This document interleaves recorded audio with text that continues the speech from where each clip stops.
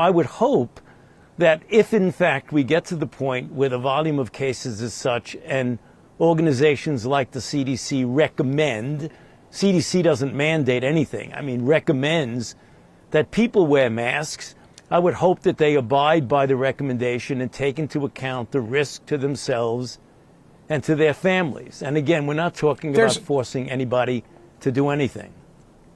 Totally understood. There is a perception out there by many, how many I don't know, that they don't work and that the data concludes that they didn't work in the first go-round. Respond to that on masks.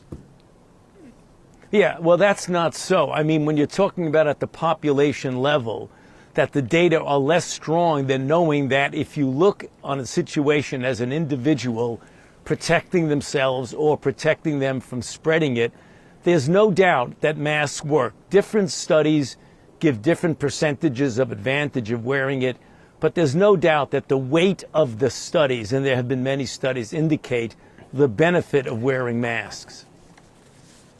I'm going to refer to one of them. You've heard about it before. I heard about it from a number of radio callers. Brett Stevens in the Times talked about Cochrane. Put that on the screen.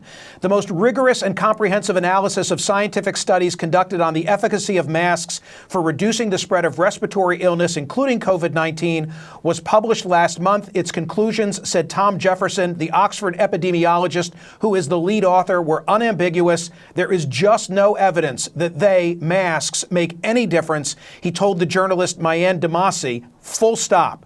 But wait, hold on. What about the N95 masks as opposed to the lower quality surgical or cloth masks? Makes no difference. None of it, he said. Well, what about the studies that initially persuaded policymakers to impose mask mandates? They were convinced by non-randomized studies, flawed observational studies. How do we get beyond that finding of that particular review?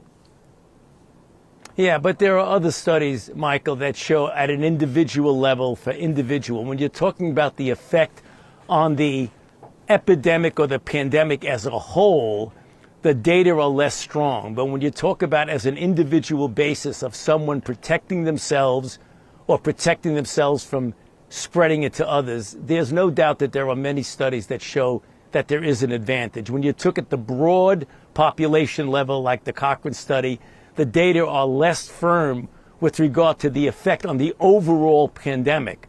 But we're not talking about that. We're talking about an individual's effect on their own safety. That's a bit different than the broad population level. Nice gaslighting. You're sure of it? Because people are listening really closely to this. Right now, people should not be walking. There's no reason to be walking around with a mask. When you're in the middle of an outbreak, wearing a mask might make people feel a little bit better, and it might even block a droplet, but it's not providing the perfect protection that people think that it is. So again, minimal, at least one mask, likely a double ply type of mask would be good. So one of the ways you could do it, if you would like to, is put a cloth mask over. Well, let me just state for the record that masks are not theater. Masks are protective.